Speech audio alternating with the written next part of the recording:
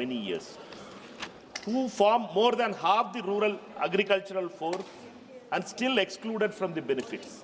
What is stopping the government from enacting a law or a scheme that recognizes cultivators without land titles, or is there the government only for land-owning farmers?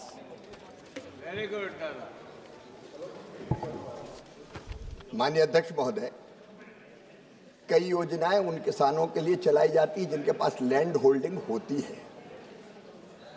अलग अलग राज्य सरकारें, चूंकि कृषि राज्य का विषय है, माननीय विद्वान सदस्य ने पूछा है, जो टेनेंट फार्मर्स है उनके लिए अलग अलग योजनाएं चलाती हैं।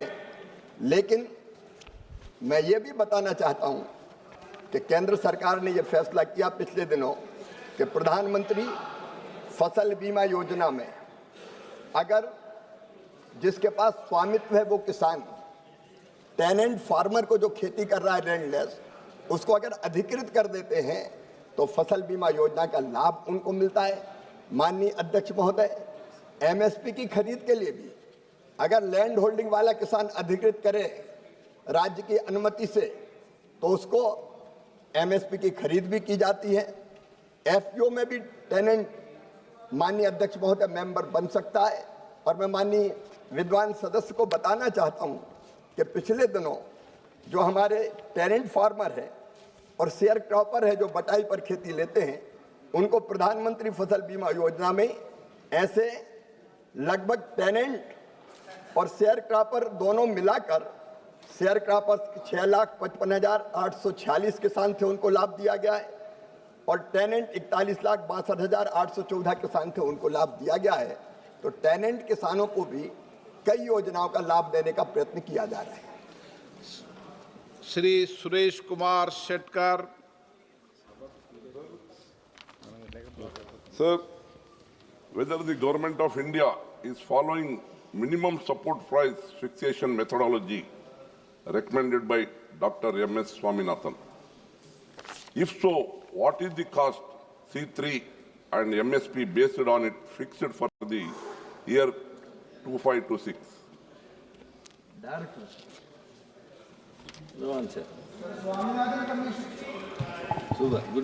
माननीय अध्यक्ष महोदय, मुझे बताते हुए प्रसन्नता है कि प्रधानमंत्री श्रीमान नरेंद्र मोदी जी के नेतृत्व वाली एनडीए की सरकार, जिसने सीधे फैसला किया कि उत्पादन की लागत पर 50% मुनाफा जोड़कर एमएसपी तय की जाएगी, और आज मुझे कहते हुए गर्व है कि 50% जोड़कर ही उत्पादन की लागत पर एमएसपी तय की जाती है और व्यापक पैमाने पर एमएसपी पर फसलों की खरीद हो रही है।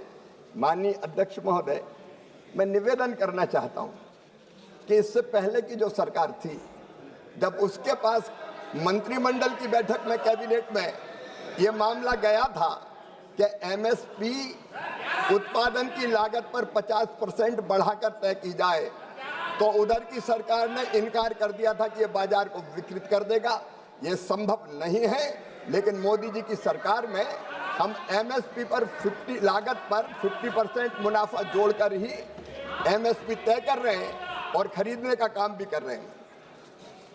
एक बात बताओ माननीय सदस्य, प्लीज प्लीज प्लीज, एक माननीय सदस्य, एक मिनट।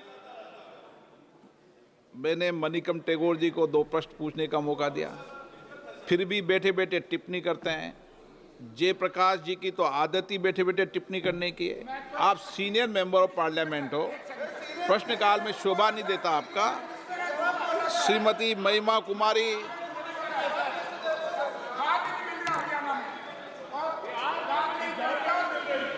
धन्यवाद अध्यक्ष महोदय। बिचौलिया किसान और बाजार के बीच में मध्यस्थ की भूमिका निभाते हैं। हालांकि वो किसानों की फसल बेचने में मदद करते हैं, लेकिन अक्सर मुनाफे का बड़ा हिस्सा वो खुद रख लेते हैं।